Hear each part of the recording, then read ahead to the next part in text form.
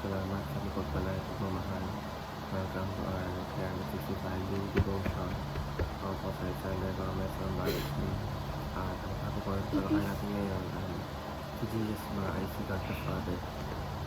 Ngayon po ating Bible verse tungkol sa Isaiah chapter 9 verses 6 to 7 at isang po natin nakatempo sa Kristo sa magandang salita ng Diyos. Sinasabi dito na, for to us a child is born, as a son is given, and the government will be on his shoulders.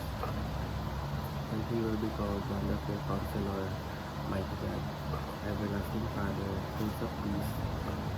Of the greatness of his government and peace there will be no end. He will reign on David's throne all over his kingdom, establishing and upholding it with justice and righteousness. Or sa Tagalog, sapagkat sa atin ay pinanganak ang isang bata, sa atin ay binigay ang isang anak ng lalaki, at ang pamamahala ay maaatang sa kanyang balikan. At ang kanyang pangalan ay tatawagin kamangha-mangha, tagapayo, makapangyarihang Diyos, walang hanggang Ama, Prinsipe ng Kapayapaan. Teaching number 1, Jesus is not the God the Father. Ang verse ay palatang Everlasting Father, hindi na wala si Jesus at mismo ang kasama sa Trinity. Sa aral ng Kristiyanismo, may pinagkakaiba ang Ama, Anak at Espiritu Santo, ngunit iisang Diyos. Teaching number 2, Jesus is the Eternal Father King. Siya ay ang kahulugan ng Everlasting Father ay si Jesus ay isang hari na walang katapusan ng pamumuno. Siya ay nagbibigay buhay, magtatanggol at gumagabay sa kanyang bayan. Teaching number 3, Jesus cares as a good father.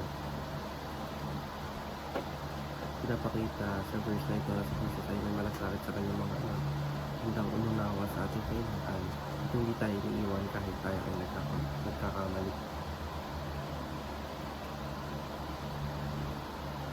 Application number 1, know that Jesus cares more than you do. Maraming beses iniisip natin na mag-isa lang tayo sa problema, sa pera, pag-aaral, pamilya, emosyonal na laman. Ngunit bilang Everlasting Father, mas may malasakit si Jesus sa buhay mo kaysa sa sarili mo pagpapatuloy. Application number 2, knock and let Jesus open our shut doors. Hindi lahat ng gusto natin ay dapat mangyari. Bilang isang may mga pintong binubuksan siya dahil alam niya makakabuti iyon, at may mga pintong ay sinasara siya dahil makakasama ito sa atin kahit hindi natin agad naintindihan. Application number 2, keep trusting Jesus, Fatherly way. Kahit may mga panahon hindi malinaw ang plano, may sakit, kabiguan o pagkaantala, ang pamumuno ni Jesus ay hindi kailanman nagkakamali. Ang tamang tugon ng pananampalataya ay pananatili sa pananampalataya. Pagsunod at pagtitiwala na ang kanyang paghahari ay para sa ikabubuti ng kanyang mga anak. Ang lamang po ang ating devotions. Maraming salamat.